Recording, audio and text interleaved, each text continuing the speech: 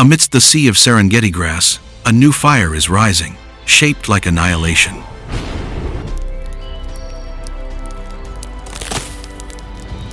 As the winds change and the sky turns to ash, Maho faces the only enemy he cannot defeat.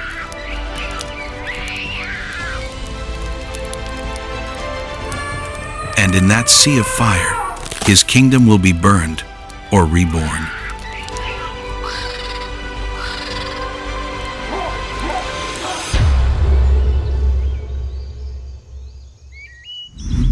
The New Kingdom. The return of the king in the fire of the Serengeti.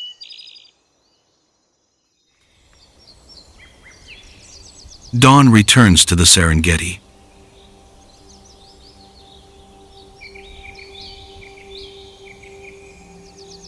But today, the light is no longer pure.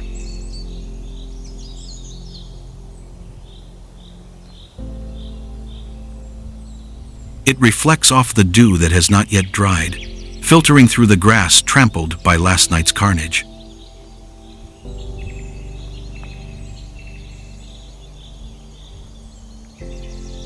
The air is so heavy that the entire savanna seems to hold its breath.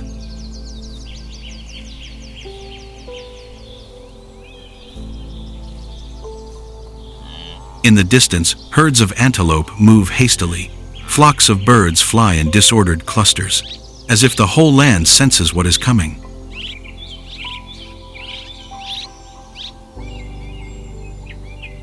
On top of the rocky mound, Maho sits silently.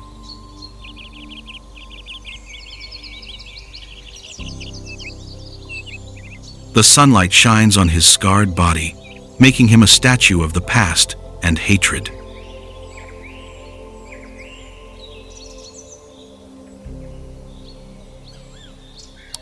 At his feet, the baboons scattered, strangely silent.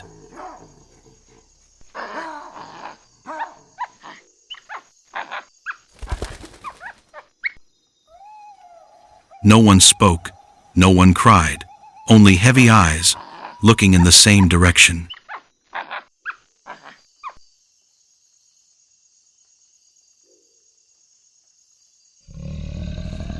Over there was the low grass where the lioness's roar had just resounded.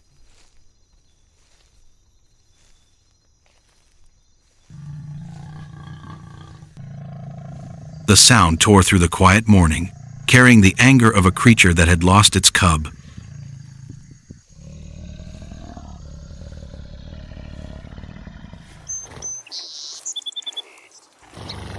From afar, red dust began to fly.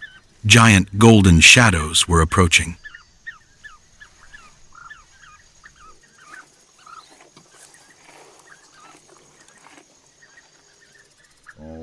In the light of dawn, the Serengeti prepared for another fiery day.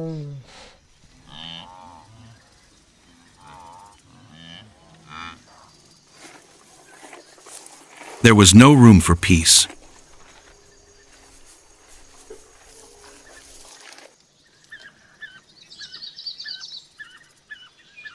Only the inevitable confrontation between two forces, those born to live and those forced to fight to survive.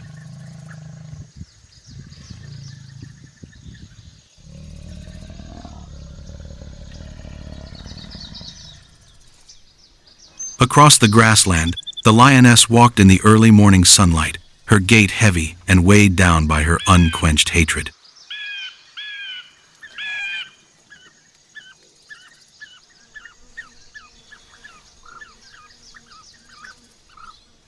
A few young lions moved behind, as silent as the golden winds of the early morning.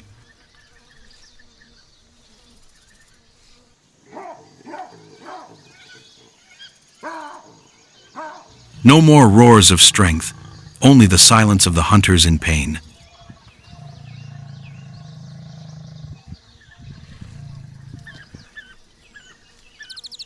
The sun rose higher, pouring fire on the sea of parched grass.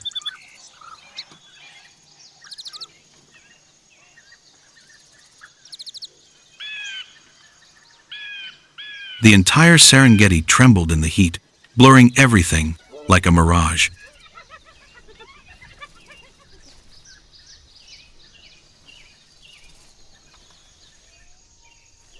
But beneath that mirage was the reality of the Avenger, the lions closing in.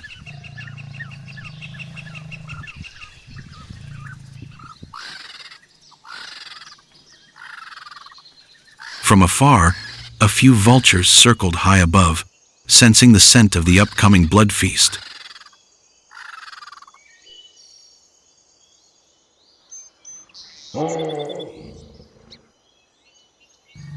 The grass shook, the ground trembled slightly.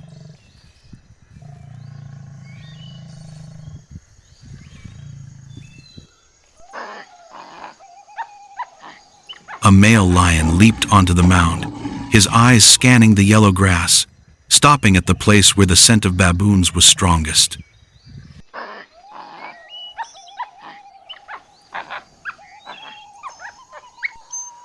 On the opposite side, Maho sensed it.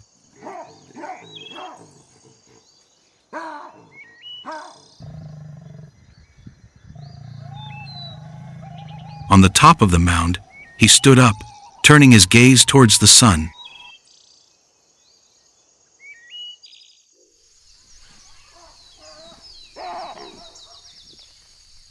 The wind carried the scent of lions, making him bar his teeth, not out of fear, but because he had waited for this moment for so long.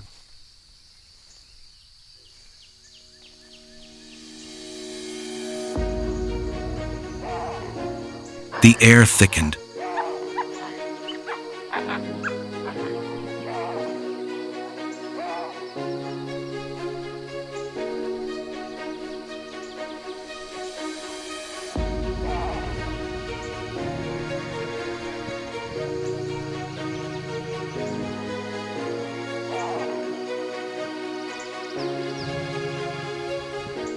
Then the battle broke out.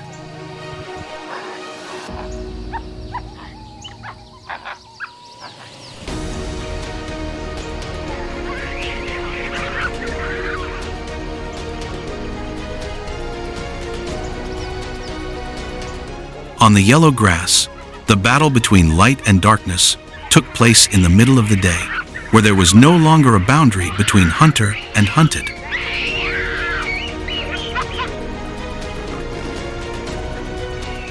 In the midst of the sea of burning grass, Maho and the lioness faced each other.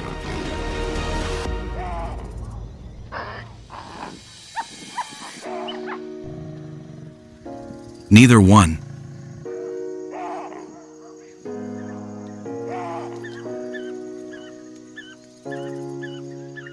Neither gave up.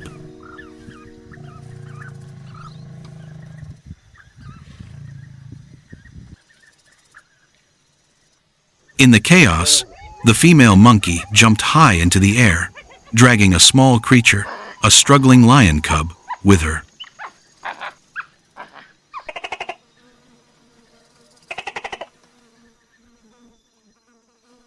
In the midst of the devastation, the lioness stopped.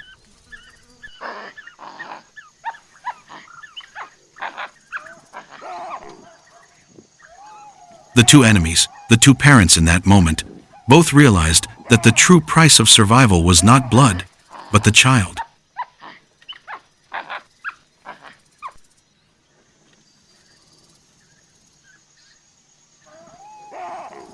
The female monkey, still trembling, dropped the lion cub to the ground.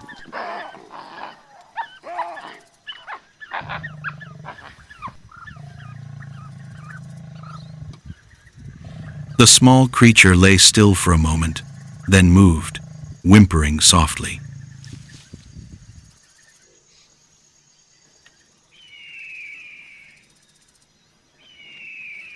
The lioness turned away, slowly dragging the lion cub away.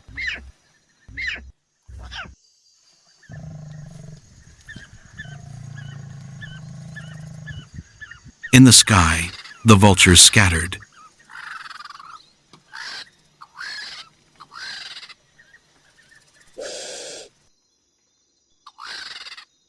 There were no corpses, no spoils, only creatures that were still breathing, still alive after the storm of blood.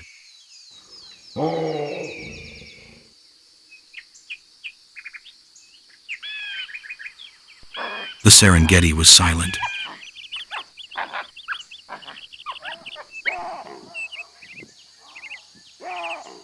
Only the sound of wind and breath.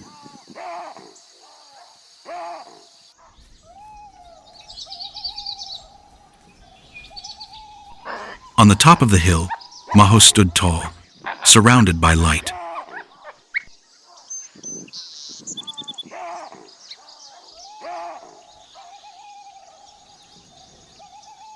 The pack gathered around him and began to howl, loud and powerful and sacred.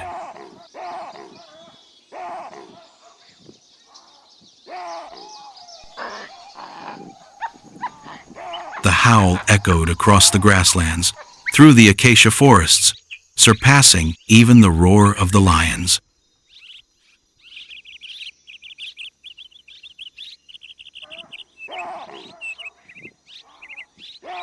A new kingdom was truly born in the day, in blood, and in light.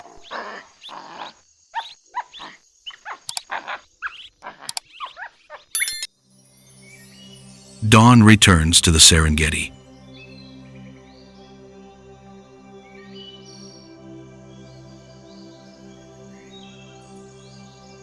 After a long night, the sun rises from the horizon, pouring down a warm but heavy light, as if nature itself were breathing a sigh of relief after a fierce storm.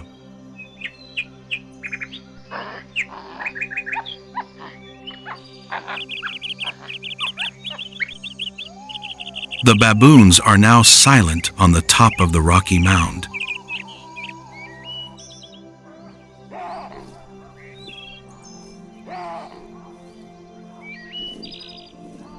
Their bodies cling to each other, tired but at peace.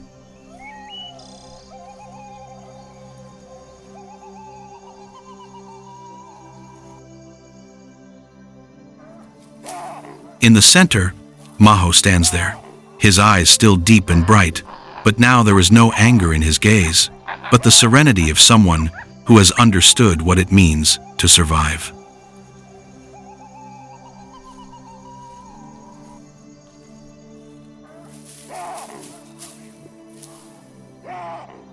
The early wind blows, carrying the red dust away, leaving behind the smell of damp earth and the scent of newly revived grass after the storm.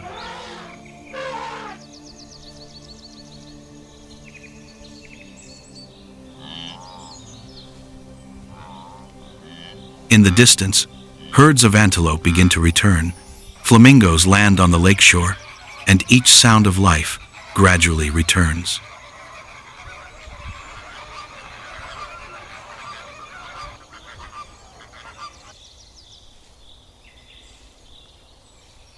In the distance, a mother lion and her new cubs appear at the edge of the savanna.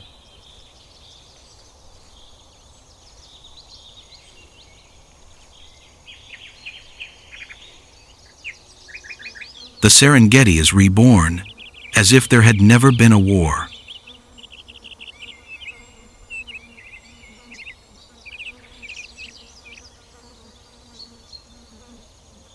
The sun was setting in the west, casting a blood-red light on the Serengeti grass.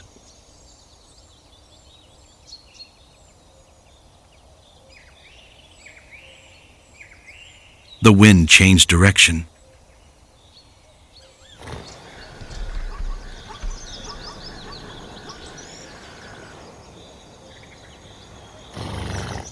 Dry heat blew from the east, carrying with it a strange smell of ashes that even the hardy creatures of the steppe found unsettling.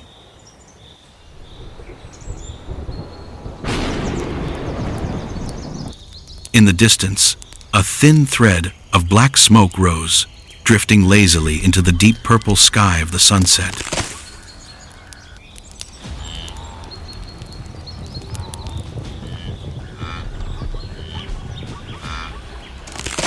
In a few minutes, the thin thread of smoke swelled, swirling like a black tornado.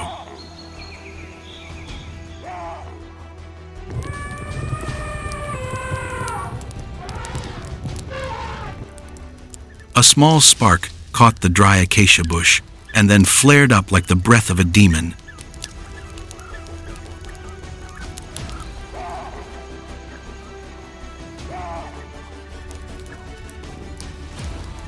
The wind fed the fire, blowing it faster than a gazelle could run.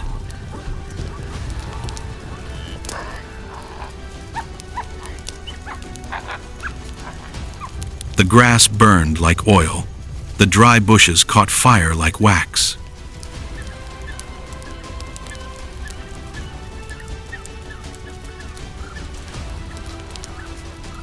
Each spark fell, caught on the ground, and then connected to form a red, rolling river.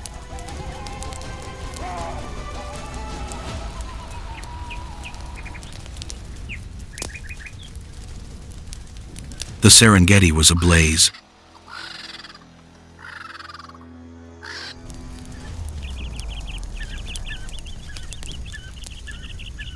The fire spread across the grassland, over the mounds, crawled up the acacia bushes, engulfing everything in sight.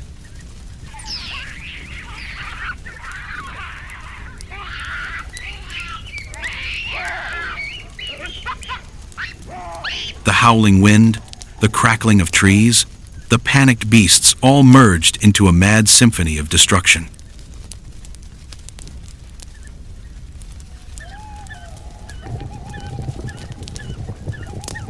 The herds of antelopes fled in all directions, their horns and hooves clashing like urgent drumbeats.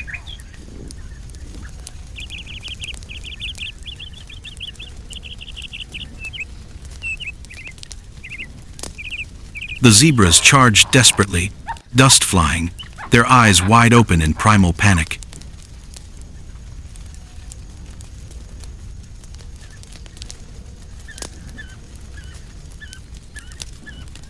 The migratory birds hurriedly left their nests, their wings swaying in the firelight, turning the entire sky into a black storm swaying in a sea of blood.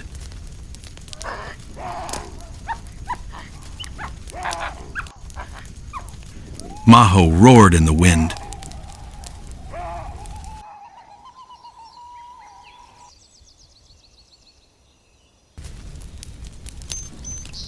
His call tore through the air, mixed with the hissing of the fire.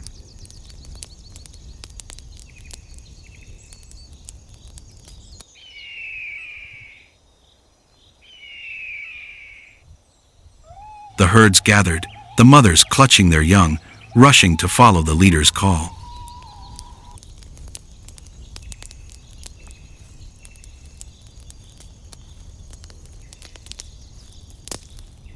The thick smoke descended, obscuring their vision.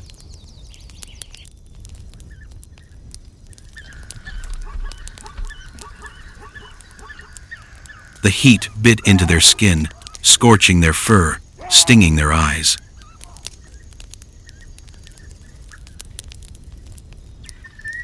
The fire advanced rapidly.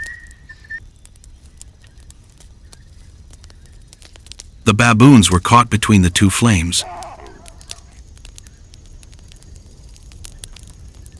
The grass burned beneath their feet. The smoke swirled above their heads, with no way to escape.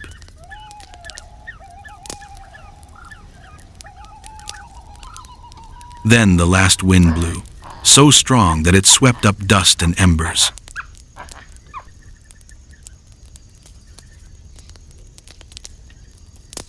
A giant pillar of fire rose, twisting the sky, like the last fury of the steppe.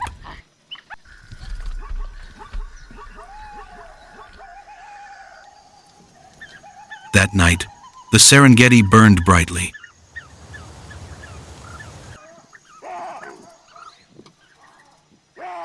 The fire did not distinguish between strong and weak, wild beasts and prey, only survival and extinction.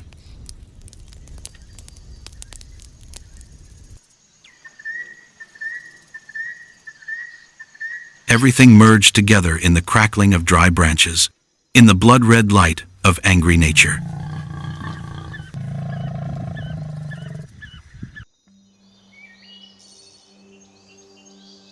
When dawn broke, the sky was opaque with the smell of smoke.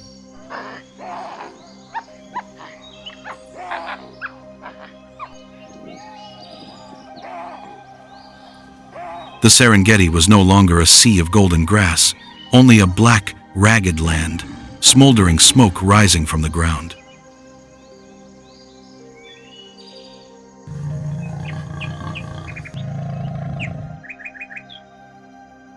The trees were bare, the ground cracked. No more birdsong, no more antelope footsteps.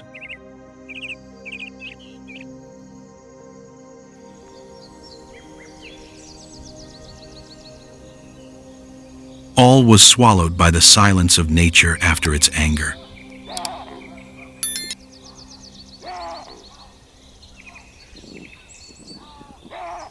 Amidst the ashes, Maho stood still.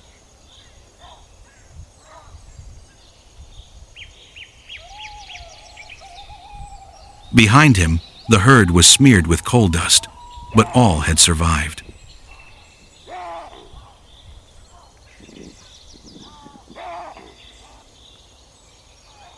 On the scorched ground, he took a deep breath of smoke, of earth, of endings and beginnings.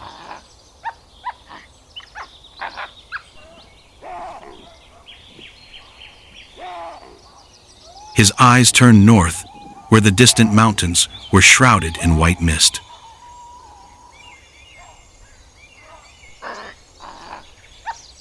No more water.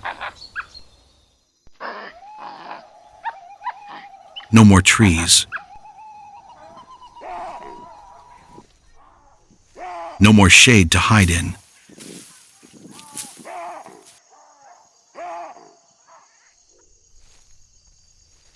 The burnt acacia stumps rose like black spears, stabbing into the red sky of dawn.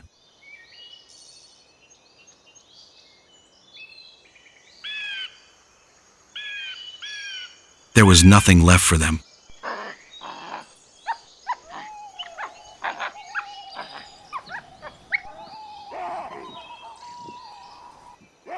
The Serengeti, the realm of blood and fire, had closed its last chapter.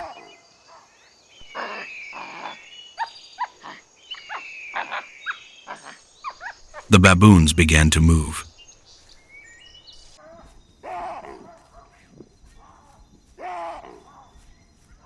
Maho led the way.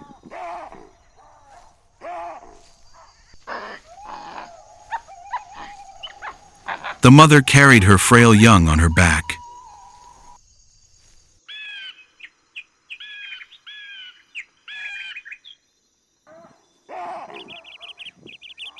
They began their journey north, where the wind carried the cold and damp scent of the Rocky Mountains, the only sign of life left.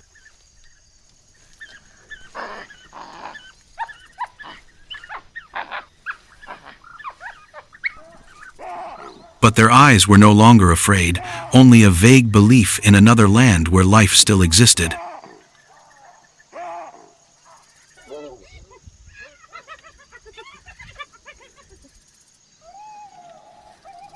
The first day they moved through the scorched fields.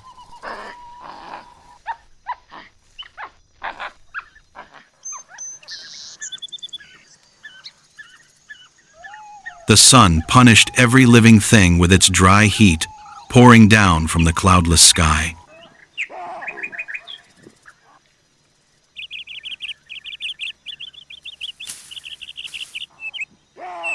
There was no stopping, no shelter.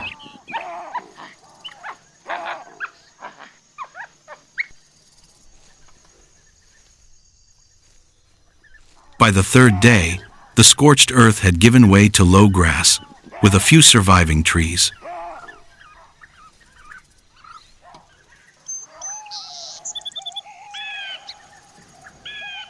The baboons stopped by a shallow rock cavity, where a few streaks of muddy water remained.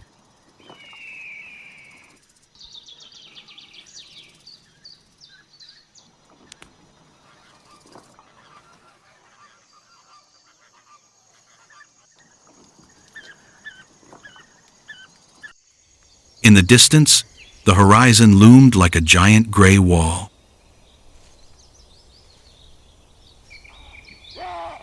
It was where Maho was heading, towards the plateau that no one in the pack had ever set foot on before.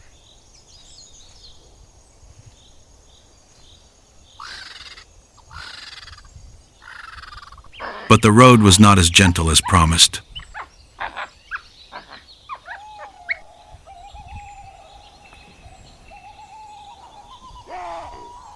Along the way, they encountered strangers, stray hyenas, hungry coyotes, and the shadows of birds of prey circling high above, waiting for the weak to fall.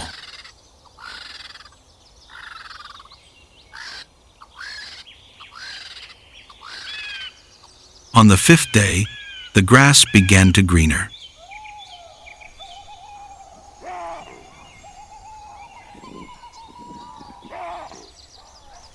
The smell of smoke had cleared.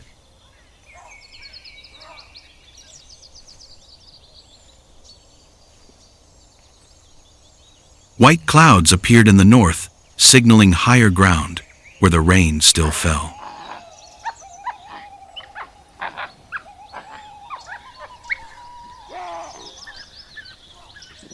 Maho stopped on a slope, looking far away, the black mountains standing tall, clouds swirling around their peaks, hidden in the dim light of dawn.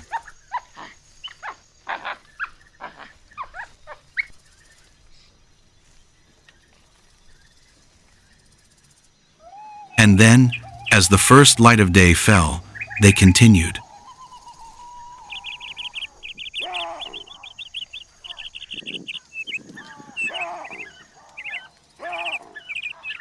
Footsteps imprinted on the old soil, heading north.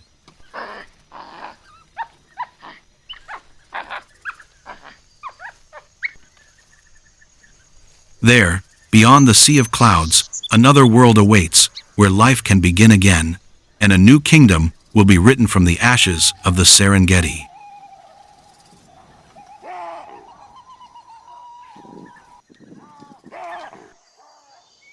Between the white clouds and the black rocks, where the earth and sky meet, the baboons continue to write their story, an epic about adaptation, solidarity, and the power of life.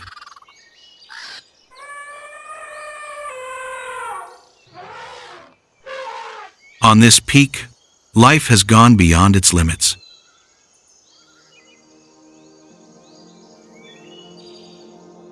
Blood, fire, mist, and stone are all just different chapters of the same story of survival.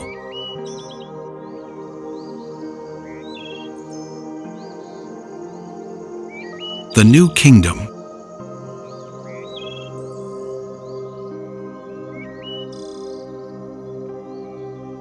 Where life never dies, but only changes shape, changes form, and continues to write the next chapter between the earth and the sky.